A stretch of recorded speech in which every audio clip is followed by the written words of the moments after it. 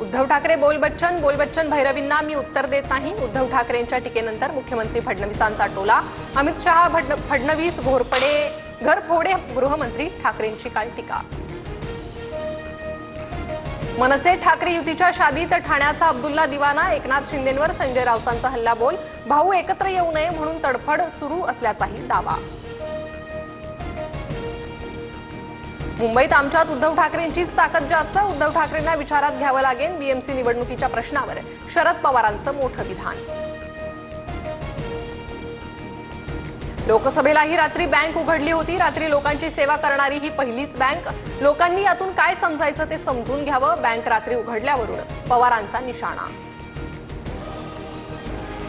एमएसईबीच्या कंत्राटाचे पैसे थकवल्यानं जळगावात फडणवीसांच्या ताफ्यासमोर आत्मदहनाचा प्रयत्न। पोलिसांनी वेळीच मध्यस्थी केल्यानं अनर्थ टळला।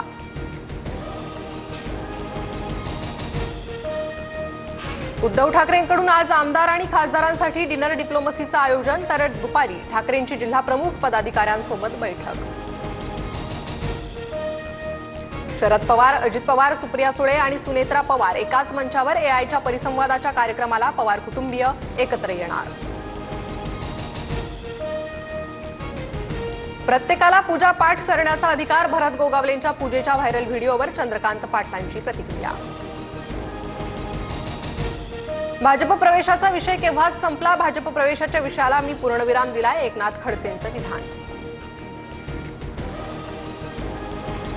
केंद्रीय गृहमंत्री अमित शहा आज मुंबई दौऱ्यावर। सहकार विभागाच्या कार्यक्रमांना शहा हजेरी लावणार। फडणवीस आणि गृहमंत्री अमित शहांमध्ये बैठक होण्याचीही शक्यता।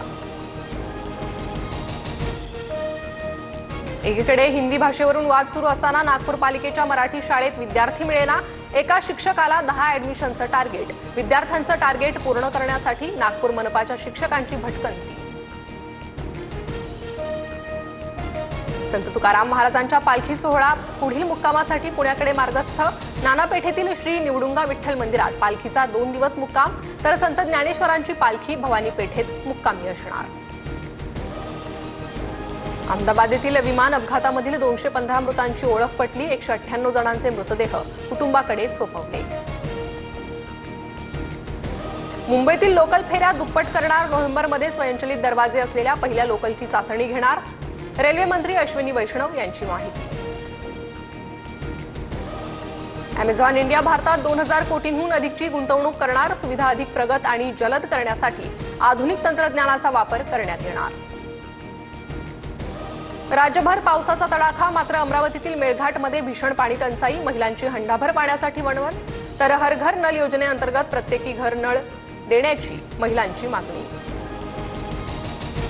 सातारा जिल्ह्यातील घाटमाथ्यावर 3 दिवसांपासून मुसळधार पाऊस। सुरक्षेच्या दृष्टीनं जिल्ह्यातील पर्यटन स्थळं 19 ऑगस्टपर्यंत बंद। आदेशाचं उल्लंघन केल्यास कारवाईचा इशारा। जगबुडी नदीनं धोक्याची पातळी ओलांडल्यानं खेड शहरात पूर। पुराचा वेढा पडलेल्या खेड शहरातले ड्रोन दृश्य सोशल मीडियावर व्हायरल।